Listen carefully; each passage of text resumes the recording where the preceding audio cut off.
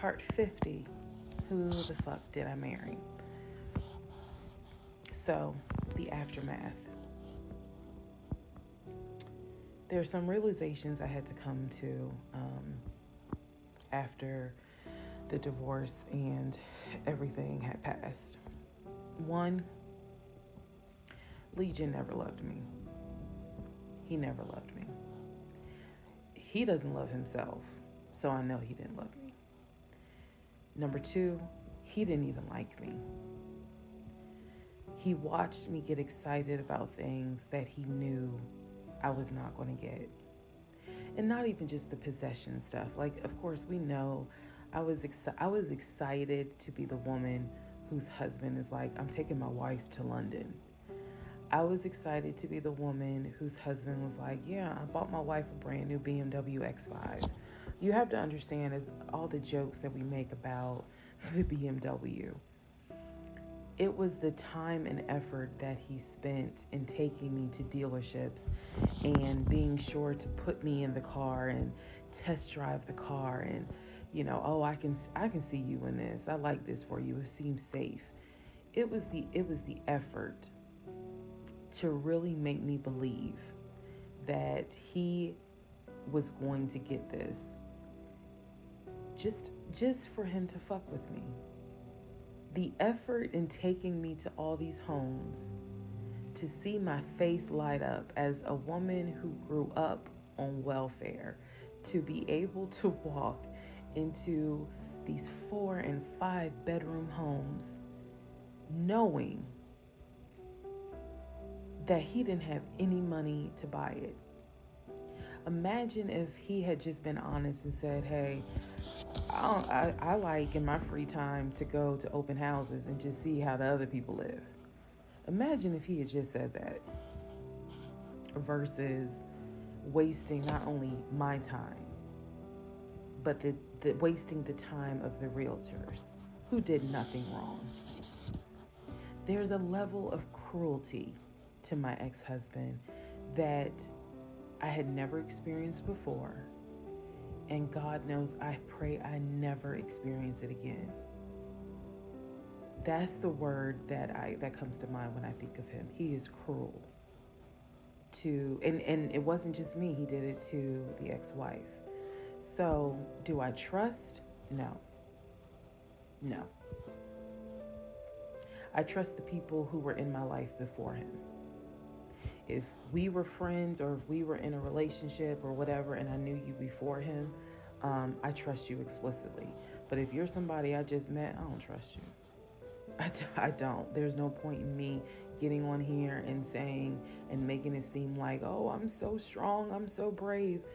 I struggle big time. Because on one hand, I want to like someone. On the other hand, I'm immediately thinking, what if it's a repeat? And I'm going to be honest with y'all, I can't go through that again. I can't. Every single thing in our relationship was a lie.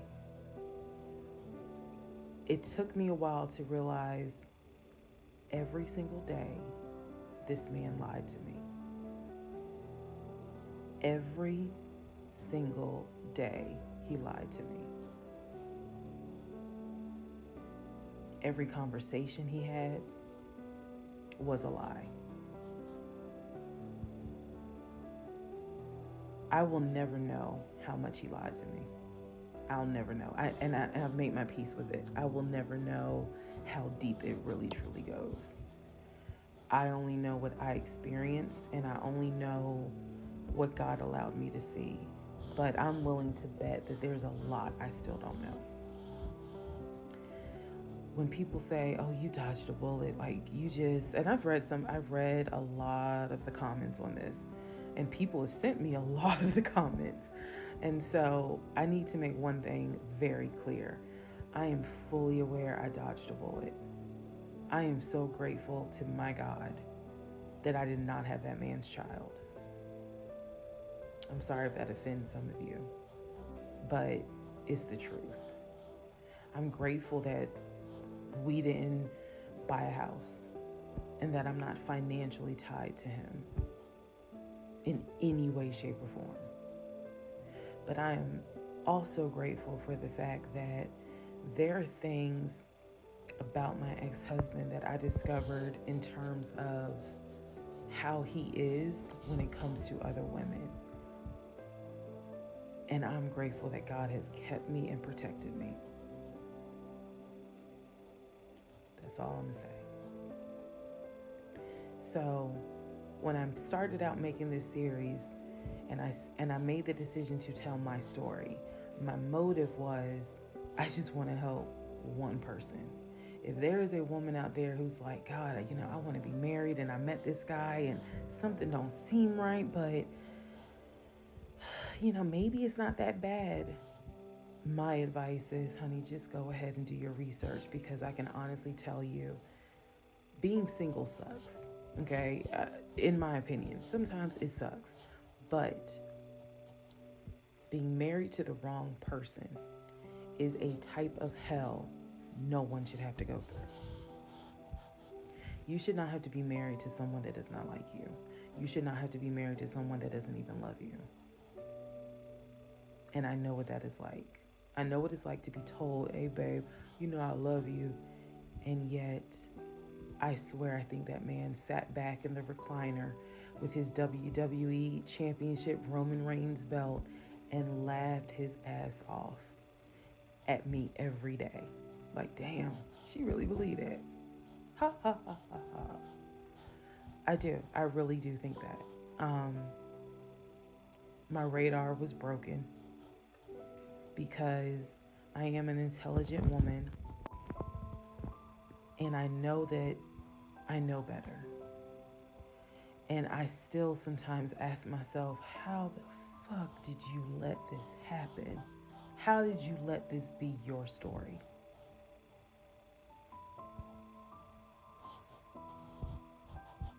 All because at the time I wanted it to be my turn. And I hoped it was my turn. And when people say, well, what do you mean by that? I just meant, we all see it, whether it's social media or real life, we all see where the woman she done been through some stuff, but she finally met someone who appreciates, loves, and respects her. And it is a beautiful thing. I had hoped that when I met him, it was my turn for that. And instead of being obedient, I wanted to be right, and I wanted to do what I wanted to do. And the cost of that decision was heavy. The toll of reliving this whole scenario was heavy. It was. I'm almost surprised at how hard it was to actually finish this playlist. Not because I couldn't remember stuff. I probably remember way more details than what I actually put out. But it's just the fact that it's like I'm reminding myself, how did you let this happen? So,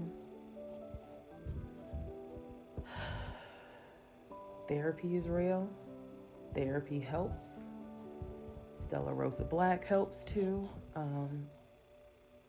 And yes, I will one day get to London. I will get my dark blue BMW X5 with a cognac interior. I believe I will get those things. Just got to get them a different route. So, thank you all for being on the playlist of Who the Fuck Did I Marry? I promise I will go live, and I will let you all know when I go live so that we can have a wine night full of question and answers.